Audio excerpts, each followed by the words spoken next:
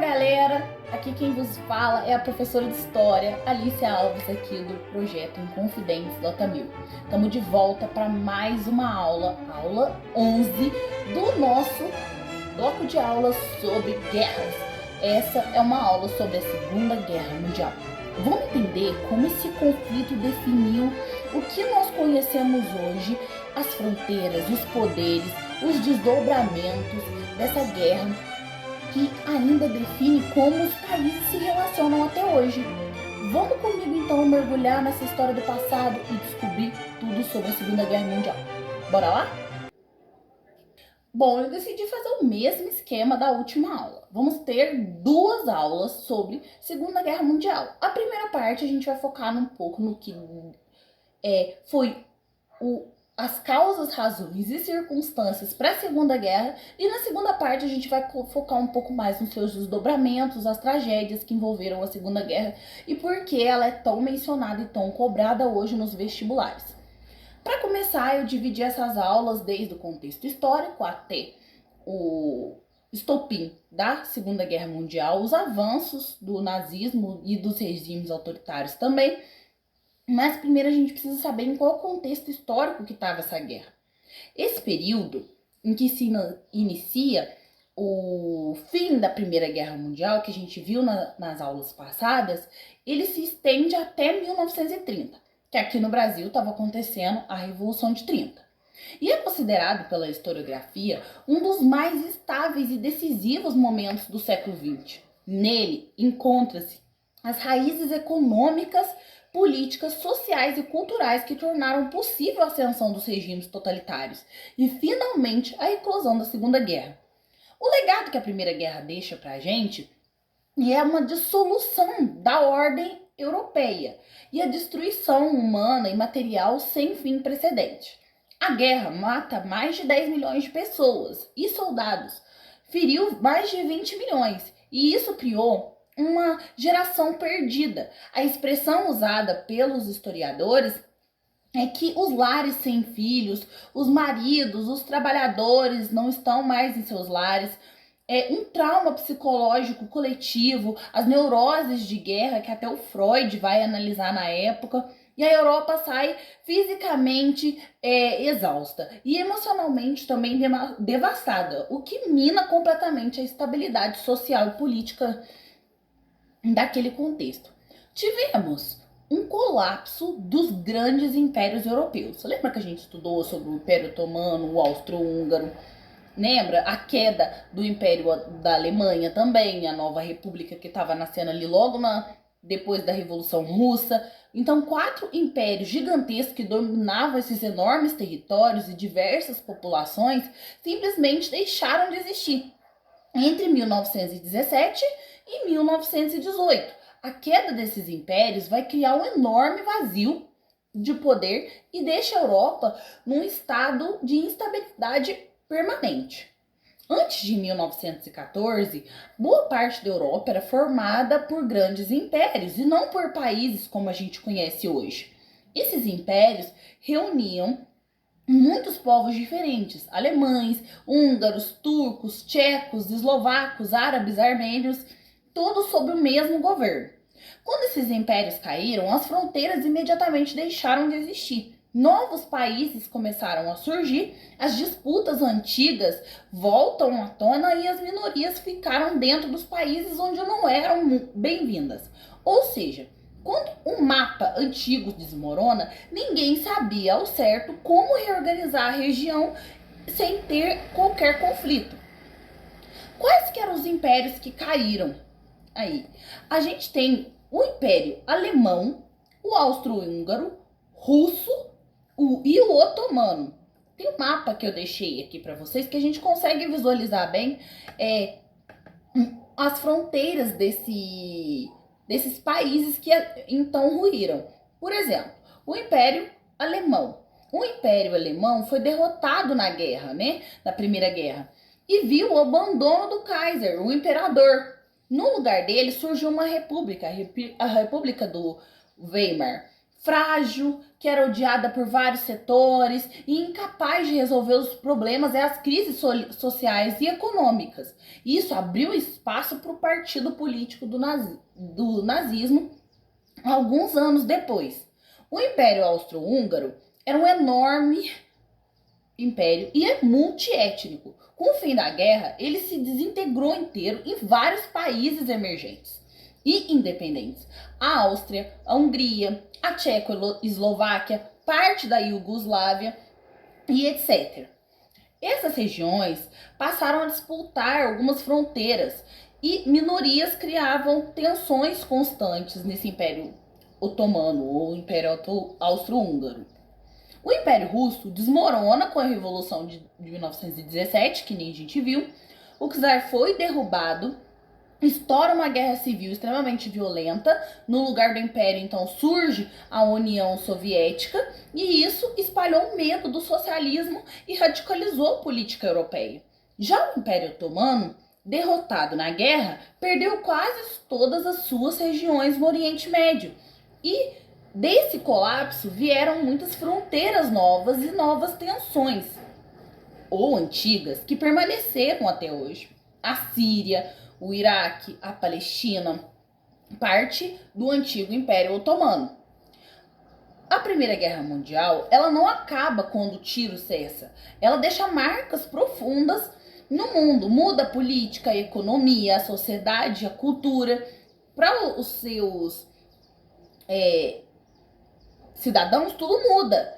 E o mais importante é entender que o pós-guerra não foi o fim, mas o começo de uma nova fase cheia de tensões. O novo mapa da Europa, os impérios antigos que desmoronam, que a gente acabou de ver, o Império Austro-Húngaro, o Otomano, o Alemão, o Russo, são novas configurações mundiais. Novos países surgindo, a Polônia, a Iugoslávia, que a gente viu, a Hungria, Estônia, Letônia, e as fronteiras foram desenhadas muitas vezes sem considerar os grupos étnicos que lá habitavam. Então, isso gera muitos conflitos ao longo dos anos. Tem um ressentimento.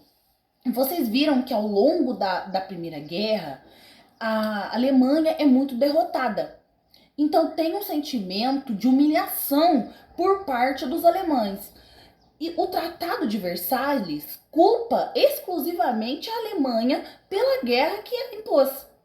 Então, tem-se uma perda de território muito grande, a limitação dos militares, o pagamento de indenizações absurdas. Então, a Alemanha tem um ressentimento muito forte desde o armistício assinado pelo Weimar, que até Hitler vai usar como um pontapé para ele começar suas ideias totalitárias. A ascensão dos Estados Unidos também é uma consequência da Primeira Guerra Mundial, porque os Estados Unidos saem fortalecidos como uma economia extremamente estável e uma grande capacidade de industrial, principalmente voltado para a indústria bélica. Passaram a influenciar a política mundial e se tornaram grandes líderes econômicos. Não vão dizer isso lá em 29. A crise econômica, que também se instaurou depois da Primeira Guerra, era uma Europa totalmente destruída, com milhões de mortos, fábricas e cidades arruinadas, e a dificuldade da reconstrução também, gerando desemprego, inflação e uma grande instabilidade política. Essas crises vão alimentar uns movimentos extremistas, como o fascismo, o nazismo e o stalinismo, que também vai vir com essa motivação. Sempre uma ideia de nacionalismo muito latente. A Revolução Russa e a expansão das ideias socialistas assustavam um pouco quem estava de fora, porque a guerra acelera esse colapso do czarismo, que a gente viu a queda do czar nos movimentos de outubro e fevereiro. Em 1917, os bolcheviques vencem e cria-se o primeiro país socialista do mundo, e o que divide o mundo entre o capitalismo, que é um modelo de produção já consolidado, e o socialismo, influenciando todo o século XX. As mudanças sociais são extremamente profundas no pós-Primeira Guerra, porque as mulheres entraram em massa no mercado de trabalho porque os homens estavam em guerra. E depois do conflito, muitas continuaram trabalhando, fortalecendo suas lutas por direitos políticos e civis também. E os soldados voltaram traumatizados, criando debates sobre saúde mental e sobre o desgaste da guerra, o chamado choque da guerra. O Freud vai analisar esse estresse pós-traumático. E também tem as atividades ali da chamada Liga das Nações, que é criada para amenizar um pouco esse ambiente do pós-guerra. Apesar da ideia ser bem interessante, bem importante, mas foi um fracasso sem nenhum poder real. Mesmo assim, foi um embrião do que nós conhecemos hoje como a ONU. E aí, por que a gente teve que entender o que estava se passando? Para a gente poder chegar num objeto que leva a Alemanha de volta para o game da guerra. A Alemanha se fortalece como uma potência militar logo depois do dito cujo Tratado de Versalhes. O Tratado de Versalhes foi um acordo de paz que encerra oficialmente a Primeira Guerra Mundial. A gente já falou dele na última aula. Entre a Alemanha e os países vencedores. Ele é considerado um documento muito importante, mas é muito polêmico lá do século XX. Ele foi assinado em 28 de junho de 1919 no Palácio de Versalhes, na França. E depois de 4 anos de guerra, os países vencedores queriam punir severamente a Alemanha porque eles consideravam ela como uma principal responsável do conflito. Garantir que a guerra não se repetisse e reorganizar o mapa da Europa. A culpa da guerra ficou exclusivamente na Alemanha e ela foi obrigada a aceitar por escrito que tinha sido a única culpada pela guerra. E isso gerou uma grande comoção de humilhação nacional. As indenizações que a Alemanha foi obrigada a pagar são altas e os países vencedores iriam receber essas indenizações. Esses pagamentos destruíram completamente a economia alemã no pós-guerra, apesar dos estragos que já estavam feitos. Ao final da Primeira Guerra, a Europa entrou numa das piores crises econômicas da sua história. A guerra tinha drenado os recursos, destruído cidades, interrompido produções agrícolas e industriais e deixou o país muito endividado. Essa crise não era apenas financeira, ela mexe com o cotidiano das pessoas, com a política e na confiança nas instituições e abre portas para alguns movimentos extremistas. Então, tem-se a indignação lá na Alemanha que a respeito do Tratado de Versalhes, que foi um golpe, que foi uma coisa absurda. Então, dentro desse sentimento de indignação, a ideia do nacionalismo já presente começa a dar espaço para algumas ideias um pouco mais autoritárias. A Europa estava muito endividada. Toda a Europa, tá? As batalhas aconteceram principalmente em territórios da Europa, que ficou completamente arrasada. Fábricas, estradas, campos, tudo destruído. Para financiar a guerra, os governos pegaram empréstimos gigantescos, principalmente com os Estados Unidos. Quando a guerra acabou, os países ainda estavam quebrados, mas ainda precisavam produzir comida e se reconstruir para poder pagar as dívidas do seu maior credor, que era os Estados Unidos. O que acontece? Os Estados Unidos se assente como grande potência mundial, porque ele é o seu maior credor. Ele é um sistema de crédito para outros países da Europa naquele contexto. Nessa Europa quebrada, falida, tinha uma inflação enorme. Muitos países começaram a imprimir dinheiro para tentar se recuperar. E isso gera uma inflação e as coisas ficam cada vez mais caras.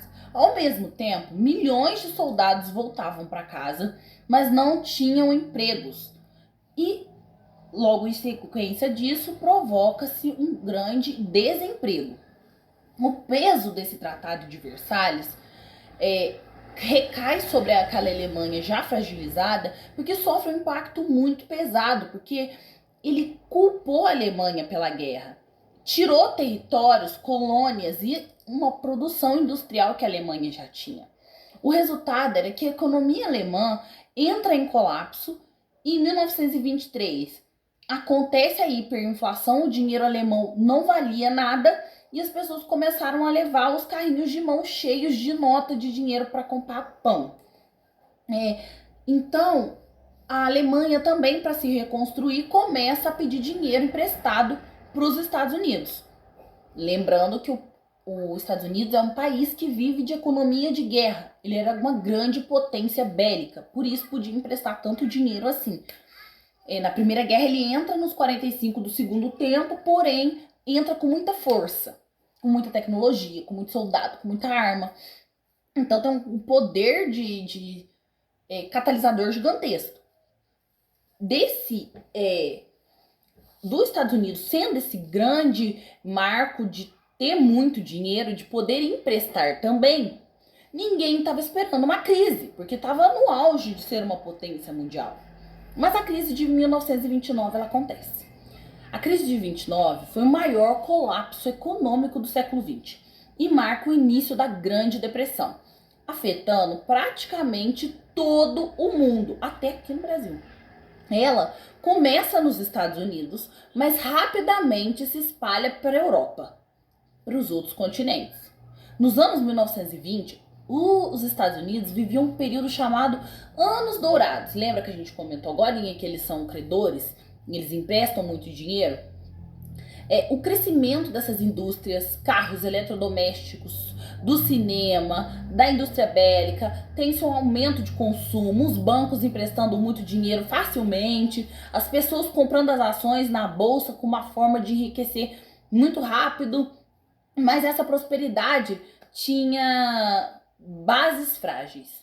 A produção demais nas fábricas, que era uma superprodução, os salários eram baixos, o crédito era fácil, mas muita gente estava endividada e tinha-se uma valorização exagerada dessas ações. Era como um castelo de cartas. O estouro dessa crise foi no dia 24 de outubro de 1929, conhecido como Quinta-feira Negra.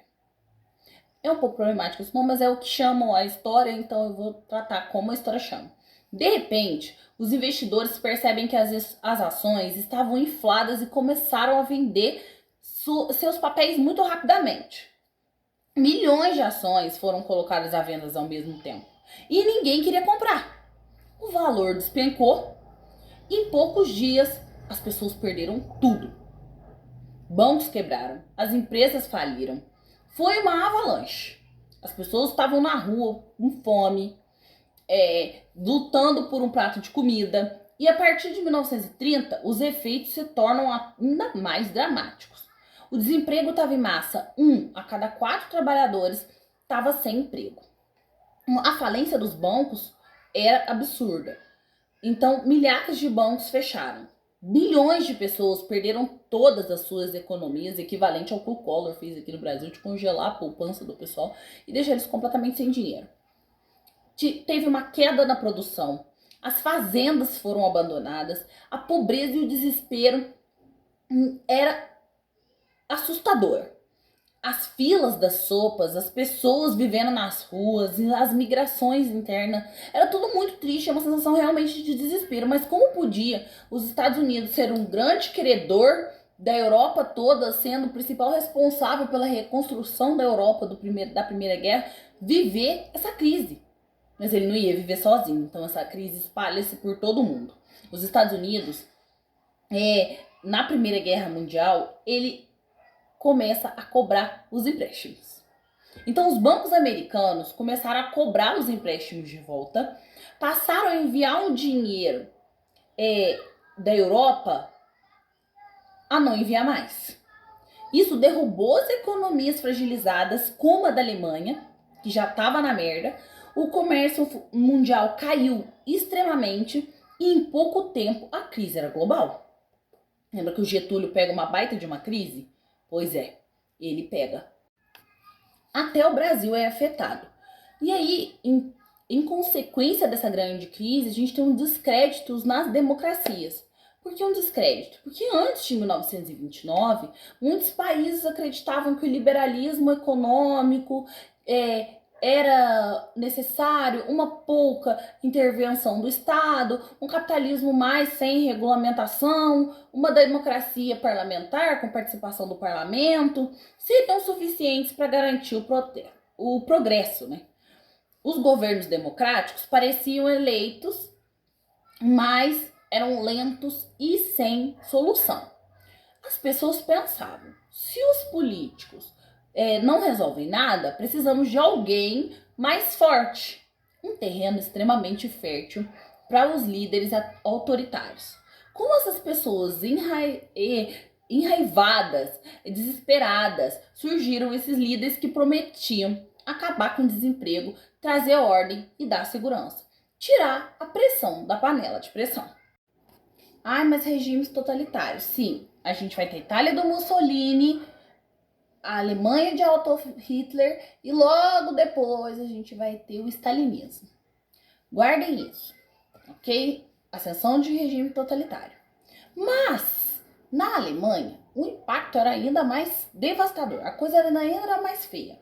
Porque a economia já estava frágil, já estava tudo uma merda. E aí, quando acontece essa crise, a Alemanha precisava do dinheiro do empréstimo dos Estados Unidos. E quando a crise estourou, o dinheiro sumiu. Milhões de alemães ficaram totalmente sem emprego. O desespero aumenta ainda mais. Imagina naquele pós-guerra, que a coisa já estava feia. Uma Alemanha estava destruída, um sentimento de traição, de apunhalados que os alemães estavam naquele contexto. E então surge o cara, o chanceler eleito, Adolf Hitler, que vai tentar resolver o problema, ludibriar o problema. Vocês vão entender.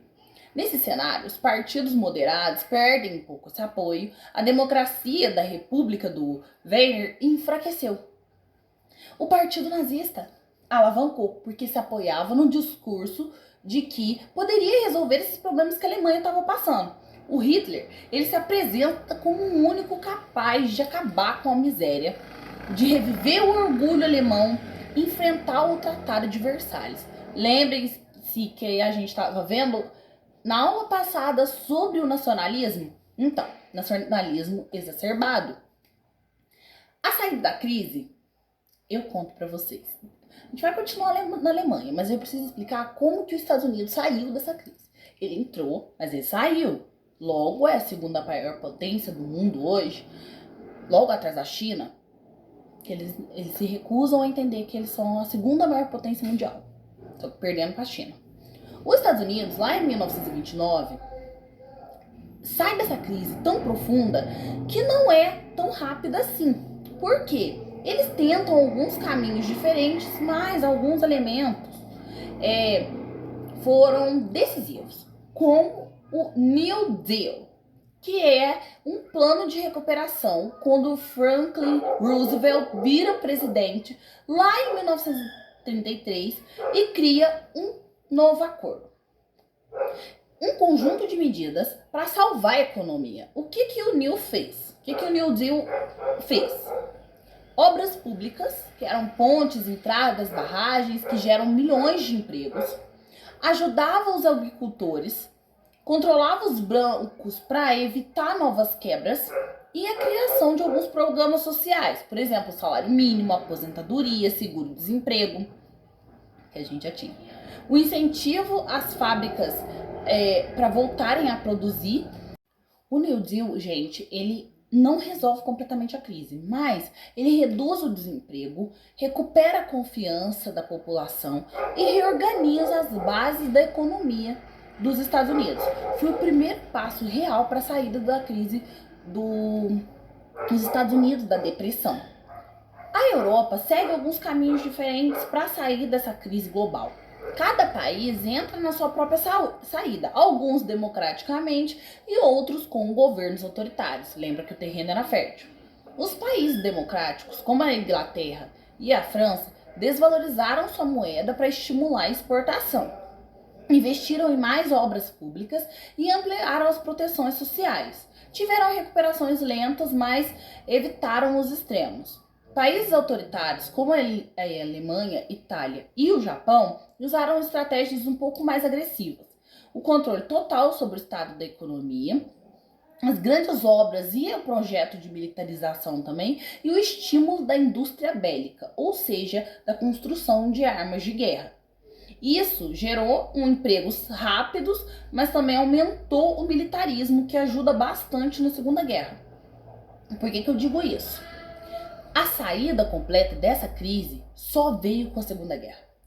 Porque a economia mundial volta a crescer quando começa a Segunda Guerra Mundial lá em 1939. Por quê? Os países passaram a produzir uma enorme quantidade de arma, equipamento, veículo de guerra e suprimento. Milhões de pessoas foram empregadas nessas fábricas e indústrias. Os estados, eles gastam muito dinheiro para sustentar o esforço de guerra. A economia global gira novamente por causa da produção gigantesca em larga escala de armamento bélico. Os anos de 1930 foram de tentativas de recuperação, mas a depressão só termina de fato quando o esforço de guerra movimenta toda a economia mundial. Estados Unidos quebrado. Um país que vive de economia de guerra só precisava de outra guerra para poder se reerguer novamente. Nesse terreno fértil, o totalitarismo, o autoritarismo está à espreita. Com a ascensão do totalitarismo, acontece entre as décadas de 20 e 30, quando vários dos países passaram a adotar alguns regimes políticos autoritários, eles começam a ter respostas dessas crises deixadas pela Primeira Guerra Mundial e pela Grande Depressão também. As características dos regimes totalitários, porque eles estão sempre ali esperando uma falha para trazer aquele velho sentimento de nacionalismo de volta, eu posso tirar vocês dessa. As características deles são o poder concentrado em um único líder, um líder geralmente muito carismático, um partido único que controla toda a política, uma propaganda intensa, vocês vão ver muito isso no nazismo, para controlar a opinião pública, uma censura de imprensa e uma perseguição aos opositores, a vigilância constante da sociedade e a educação e cultura usadas para moldar a população e um culto ao líder como figura quase salvadora. Vocês podem perceber claramente as mesmas características da era Vargas, da ditadura do Vargas, porque era um líder carismático, tinha um partido único, usava de propaganda intensa para manipular a massa. Vocês conseguem ver? E é tudo na mesma linha do tempo, tá? Acontecendo ao mesmo tempo. Os principais regimes autoritários que vão aparecer nesse cenário é a Itália, com o fascismo, fatismo, defendiam o nacionalismo extremo, o militarismo e a ideia de criar um Estado poderoso e disciplinado. Era o fascismo do Mussolini. A Alemanha, que tinha o nazismo do Adolf Hitler, além do autoritarismo e do culto ao líder, trouxe ideias racistas, antissemistas e imperialistas que resultam numa perseguição enorme e que causam uma das maiores tragédias da humanidade, que é o Holocausto. A União Soviética, que aparece o stalinismo, que é o regime comunista, que na prática funciona no modo autoritário, com controle absoluto da economia, uma repressão mais violenta e um trabalho oculto à figura do Mussolini também. Mentira, na verdade do Stalin. Por que esses regimes crescem bastante? É um uso muito eficiente da propaganda, para convencer a população de que eles podem resolver o problema, um medo enorme do comunismo em parte da Europa, favorecendo esses movimentos de extrema direita, uma descrença na democracia liberal, vista como incapaz de resolver qualquer crise, e as promessas de modernização também, de emprego, estabilidade, recuperação do orgulho nacional, porque o sentimento nacionalista ainda estava aqui. Mas, particularmente falando, a gente precisa ver alguns detalhes sobre esses regimes totalitários, porque são bem interessantes e eles vão lutar lado a lado ali na Segunda Guerra. O fascismo, surge na Itália logo após a Primeira Guerra Mundial. O país estava na crise econômica, com desemprego, inflação alta e muita insatisfação popular. O Benito Mussolini aparece como esse líder carismático que prometia ordem, força e uma Itália progressista novamente. tinha a característica do nacionalismo ao extremo, que era colocar a nação acima de tudo, o Estado era visto como algo sagrado e todos deveriam obedecê-lo. O militarismo que valorizava a violência, a disciplina rígida, a educação voltada para formar cidadãos fortes e dispostos a lutar pela pátria. Um Estado poderoso, disciplinado, o governo controlava a política, cultura, educação, imprensa, não havia espaço para qualquer tipo de oposição no fascismo. O Mussolini era apresentado como o salvador da Itália e alguém infalível e um cidadão fora do comum. O antiliberalismo e o anticomunismo também eram uma das vertentes do fascismo que rejeitava a democracia, os partidos políticos do socialismo e do comunismo e defendia esse governo único, centralizado e totalitário. Mas como que o Mussolini chega no poder? Ele aproveita-se da crise, reúne grupos parlamentares, paramilitares, chamados camisas negras, que atacavam seus opositores. Usou da violência e da intimidação, claro, e da propaganda para ganhar apoio. E em 1922 ele marcha sobre Roma, pressiona o rei, que acaba entregando o governo a Mussolini.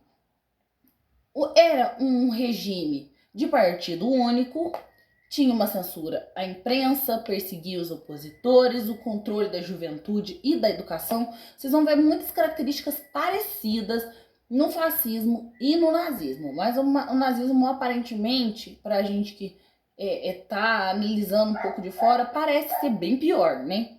Acredita, O nazismo, ele surge na Alemanha depois também da Primeira Guerra Mundial, em um contexto de uma crise extremamente profunda. O país estava mergulhado pelo Tratado de Versalhes, enfrentava uma inflação alta, uma descrença total na República do Weimar, o governo democrático da época, e nesse cenário Adolf Hitler e o Partido Nazista cresce prometendo reconstruir o país e recuperar esse orgulho nacional.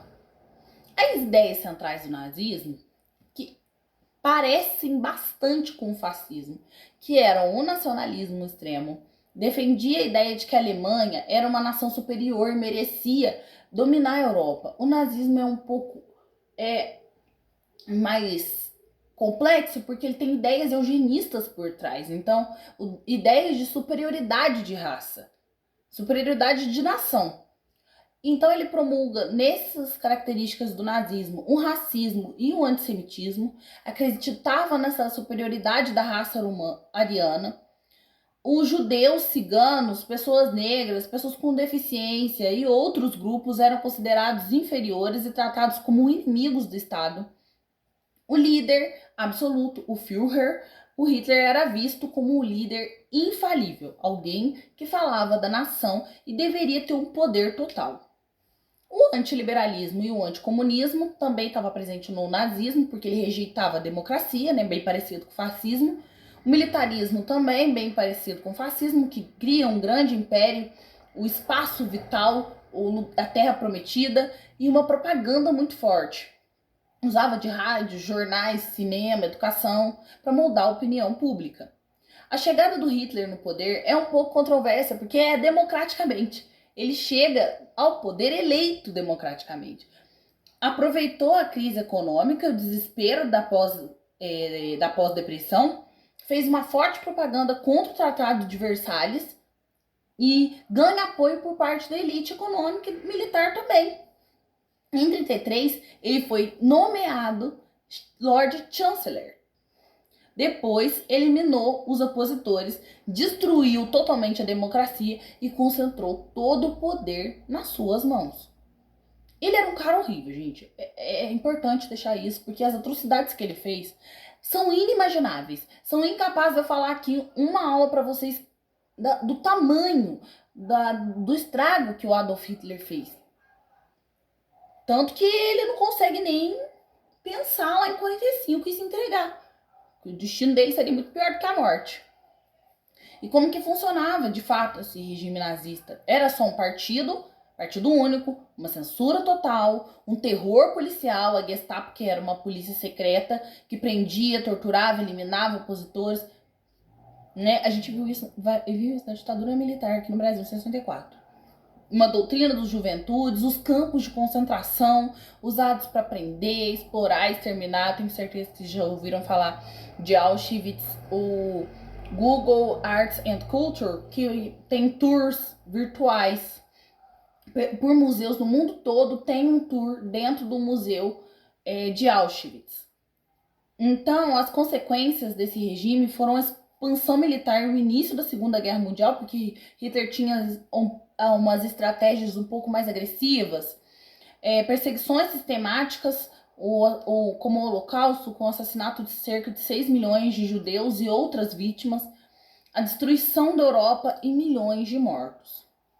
O stalinismo, que foi um regime democrático que se consolida na União Soviética sob o comando do Joseph Stalin, especialmente entre as décadas de 1920 e 1950. Por que eu estou dizendo do stalinismo? Gente, os russos vão entrar com tudo na Segunda Guerra. Vão entrar com tudo. Militarmente, na questão armamentista, nos acordos, os russos vão entrar com tudo. Inclusive, eles que vão chegar a ocupar Berlim em 45. Eles que vão chegar no campo de concentração de Auschwitz e falar o que está acontecendo aqui. Que eles vão chegar lá, só vão ter basicamente ruínas.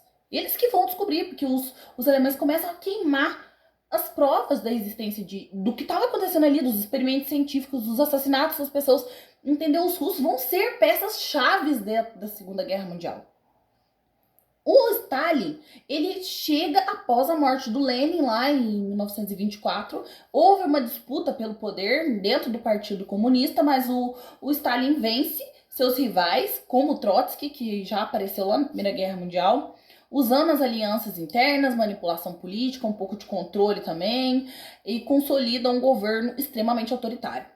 O Grande Expurgo, que é conhecido de 36 a 38, foi um período de perseguições em massas organizadas pelo Joseph Stalin.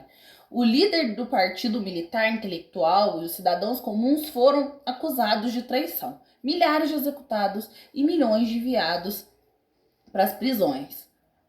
O stalinismo tinha características bem parecidas com o fascismo, com o nazismo, mas tinha uma centralização absoluta do poder, que o Stalin controlava o partido, o Estado, o exército e a polícia. Nada acontece sem a sua autorização. Tinha-se o culto à personalidade. Stalin era um pai do povo, um herói, sempre correto, e sua imagem era exaltada à imprensa, nas escolas e na arte. A economia era planificada, toda a economia era controlada pelo Estado. Os planos quinquenais determinavam o quanto seria produzido. Uma coletividade basicamente forçada. As terras, as propriedades rurais foram tomadas do campesinato e as transformadas em fazendas coletivas. Isso gerou um pouco de resistência, fome, milhões de mortes. Lembra que a gente viu na Revolução Russa que as terras foram dadas aos trabalhadores, aos camponeses? Então, foi tomada de volta. Uma industrialização bastante acelerada, com foco na siderúrgica, mineração, energia e militarização. Houve um crescimento industrial muito grande, mas com custos humanos altíssimos, uma pressão extrema por parte do governo, e tinha-se os campos de trabalho, os gulags. Milhões de pessoas foram enviadas a esses campos de trabalho forçados, onde muitos morreram de fome, de frio e de exaustão. O inverno russo castiga os soldados alemães. Controle da cultura e educação também por parte do stalinismo era vigente. Então, nesse cenário, tem-se os regimes totalitários que a gente viu aqui: stalinismo, fascismo e o nazismo, onde a figura que se destaca, principalmente na Segunda Guerra Mundial, devido às atrocidades que ele fez, é o Adolf Hitler. Vamos entrar nele um pouquinho agora. Bom, aprofundando um pouco mais sobre a ascensão desse cara que causou tanto estrago assim. A ascensão do Adolf Hitler e do nazismo está ligado diretamente ao que a Alemanha viveu na Primeira Guerra Mundial. Derrotado e humilhado pelo Tratado de Versalhes, o país só enfrentava catástrofe, desemprego, fome e um forte sentimento de revolta que a gente já mencionou aqui antes. Mas é muito importante falar sobre esse sentimento de revolta porque ele era o que mais motivava. Então, nesse cenário, muitos alemães buscavam soluções bem rápidas. O Hitler surge como alguém que prometia devolver esses anos de glória, devolver o orgulho, recuperar a economia e desfazer as punições também impostas à Alemanha. O Partido Nazista cresce explorando o medo, a insegurança e o desespero dessa população. O Hitler usa de propagandas, discursos emocionais e a criação dos inimigos internos, especialmente os judeus, para culpar alguém pelos problemas do país. Com isso, ganhou o apoio de setores importantes da sociedade alemã, como os militares, os empresários e parte também da classe média. Com o poder consolidado, o Hitler ele inicia um projeto de expansão territorial. Reafirmou e rearmou a Alemanha como grande potência, ocupou algumas regiões perdidas após a Primeira Guerra e anexou os países como a Áustria, as potências e a parte da Tchecoslováquia também. As potências europeias tentaram evitar um novo conflito, fazendo algumas concessões, mas isso só fortalece o regime nazista porque o Hitler acaba ficando confiante. Ele é analisado pela historiografia como um líder que soube explorar a propaganda em massa. Por que eu digo isso? Símbolos, emoções, frustrações, todo mundo conhece a suástica e é um símbolo que vem do hinduísmo. A gente sempre que fala em nazismo, a gente já logo pensa na suástica. É uma coisa que está ligado na mente do ser humano como uma memória coletiva mesmo. E hoje o nome Adolf Hitler é proibido e qualquer manifestação em apoio ao nazismo também é proibida. Lembrando que aqui no Brasil a gente teve um número grande de células neonazistas crescendo nos últimos anos. Então Hitler tinha essa coisa do líder, da imagem messiânica, do Messias, do Salvador, que reforça essa obediência cega e o culto dessa personalidade. Mas logo em 1933, o Hitler criou o Ministério da Propaganda, dirigido pelo Joseph Goebbels. Esse ministro, ele controlava tudo que a população via, lia e ouvia. Então era muito inteligente, porque os jornais, as rádios, os livros, as escolas, os cartazes, as músicas e até os eventos esportivos, como a Olimpíada que vai acontecer em 36, eles criam o culto ao líder. A propaganda sempre apresentava o Hitler como o salvador da Alemanha. Alguém infalível, forte, escolhido para reconstruir o país. E sua imagem era cuidadosamente fabricada para despertar essa confiança e devoção. Para unificar a sociedade também, porque as propagandas criavam essa sensação de que todos os alemães faziam parte de um grande projeto nacional. Festivais, desfiles, símbolos nazistas davam uma ideia de continuidade, de unidade, de disciplina, de força. Todo mundo sabe que tem gestos, né? Quando você faz uma saudação nazista, você conhece, a sua cabeça já está diretamente ligada ao nazismo, às figuras, às implantações que o Hitler trabalhou com as propagandas. Então, ele reforça através delas também o racismo, o antissemitismo, para espalhar ódio contra os judeus, ciganos, comunistas, pessoas com deficiências, negros e outros grupos. Filmes, as charges, jornais, cartazes mostravam como essas pessoas eram inimigos e que precisavam ser eliminados. E isso ajudou a preparar a população para aceitar a violência que mais tarde viria no formato do Holocausto.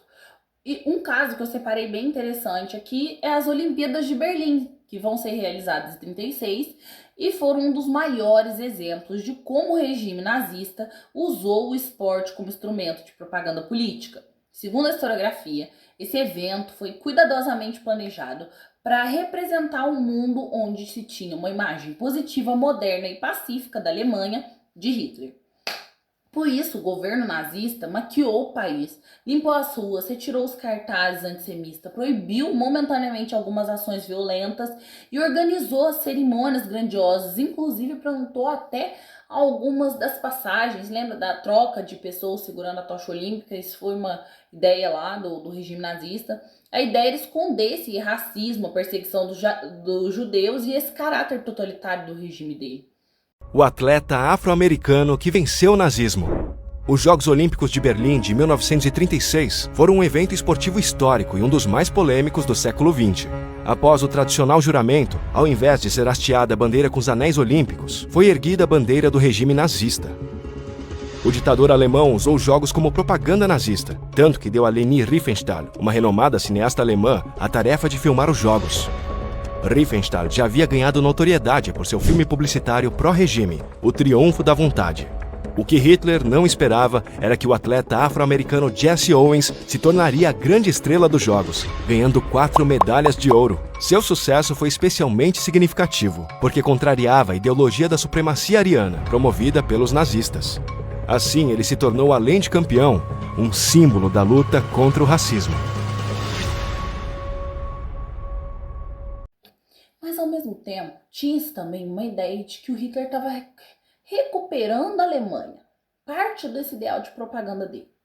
A economia que o Hitler estava recuperando se deve a um conjunto de medidas políticas que ele adotou.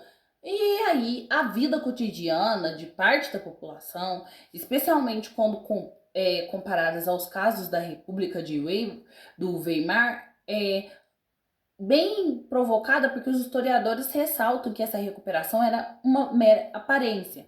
Era artificial e recuperada e construída sobre bases violentas e insustentáveis. A queda do desemprego foi uma artimanha, porque o governo reduziu o desemprego, mas expulsou as mulheres do mercado de trabalho para liberar vagas para os homens, retira os judeus, os comunistas, os opositores dos empregos, que também diminuíam nos números oficiais, cria os empregos temporários em obras públicas, como algumas rodovias e infraestruturas, e expande seu exército, que absorvia a mão de obra. Grandes obras públicas que davam a impressão do progresso, tinha-se obras infraestruturais, especialmente as rodovias, que movimentavam setores inteiros, construção civil, metalúrgica, criava uma estética de modernização ali e produzia uma propaganda muito favorável de ordem, né, na Alemanha do Hitler. O principal meio de recuperação econômica foi o rearmamento militar. As fábricas foram reabertas sim, mas para produzir arma. O Estado encomendava navios, tanques, aviões, munições, e isso gerou emprego, movimentava a indústria pesada, mas isso era insustentável, porque dependia de guerra e expansão territorial. Tá vendo? Tá encaminhando.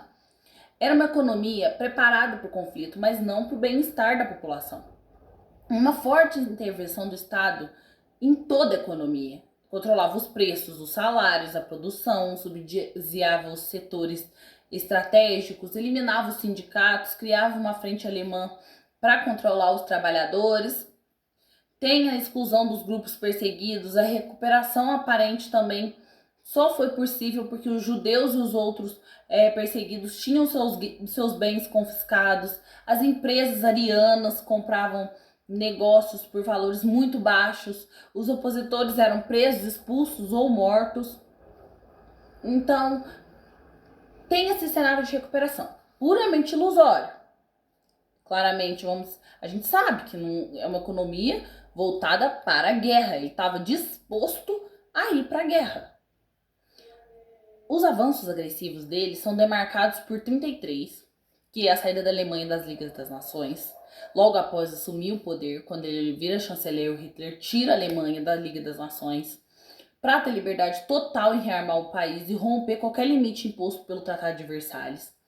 Em 1935, tem o rearmamento e abre de novo o serviço militar obrigatório. O Hitler anuncia publicamente a criação da Força Aérea, o aumento do exército, o retorno do serviço militar obrigatório, e tudo isso violava o Tratado de Versalhes, que impedia a Alemanha de se armar novamente, de ter o exército, devido às perdas que ela fez os outros países passar, proibido no Tratado de Versalhes. A ocupação da Renânia também, em março de 36, as tropas ocupam a Renânia, uma região que já estava desmilitarizada desde 1919. Foi um ato ilegal, mas a Inglaterra e a França não reagem, o que fortalece a confiança dele. Bom, se ninguém está reagindo, vou continuar avançando. Ele participa da Guerra Civil Espanhola, a Alemanha nazista apoia o Francisco Franco, enviando armas, aviões, as tropas. Isso serviu como teste para dar as novas armas e como propaganda do nazifascismo também. Em março de 38, tem a anexação da Áustria. As tropas alemãs entram na Áustria e realizam um plebiscito controlado. A Áustria é incorporada ao Reich. Sem reação das potências, o Hitler se sente ainda mais confiante. Em setembro de 38, a crise dos Sudetos e o Acordo de Munique. O Hitler exige a região dos Sudetos, que tinha uma população que era de língua alemã, e ameaça invadir. A Inglaterra e a França decidem, no Acordo de Munique, permite essa anexação desse território para evitar uma guerra, e foi o auge da polícia de apaziguamento. É o auge, é o máximo que a aliança iria fazer. Em março de 39, a invasão e a destruição total da Tchecoslováquia. Mesmo após Munique, o Hitler rompe com o acordo de novo e ocupa o restante da Tchecoslováquia. Fica claro que a sua meta não é uma expansão militar ou meramente anexar território, não a defesa das minorias, era guerra. Em agosto de 39, o Pacto Germânico-Soviético acontece. A Alemanha e a Rússia assinam um pacto de não agressão. A Rússia do Stalin, é o Stalin aparecendo, com cláusulas secretas para dividir a Polônia e algumas áreas do leste europeu. Foi um choque para todo mundo, porque o nazismo e o comunismo eram ideologicamente diferentes. Então, tem-se o estopim. O estopim da Segunda Guerra Mundial foi a invasão da Polônia, lá pela Alemanha nazista, em 1º de setembro de 1939. Mas por que essa invasão? A ambição expansionista do Hitler era muito grande e ele queria expandir o território alemão para o leste, a chamada política do espaço vital. Ele desejava a Polônia para obter recurso, terra, agrícola e abrir o caminho para futuras conquistas. O Pacto Germânico-Soviético, lá de agosto de 39, antes de invadir, o Hitler assina um acordo com a União Soviética do Stalin e promete não atacar, e dividem a Polônia secretamente entre eles, viu? Isso garante que a Alemanha não enfrentaria uma guerra em duas frentes no início. Mas aí eles atacam em 1º de setembro de 1939. Na madrugada de 1º de setembro, a Alemanha ataca a Polônia utilizando uma tática de guerra relâmpago. Bombardeios aéreos rapidamente, tanques de guerra avançando, infantaria ocupando cidades. A Polônia foi surpreendida e não conseguiu resistir por muito tempo. A reação das potências europeias foi totalmente alarmante. A Inglaterra e a França tinham assumido um acordo de proteção com a Polônia. Por isso, quando a Alemanha atacou, elas enviaram um ultimato exigindo a retirada das tropas. Então, em 3 de setembro, a Inglaterra e a França declaram guerra à Alemanha. A partir daí, o conflito se espalha rapidamente pelo mundo.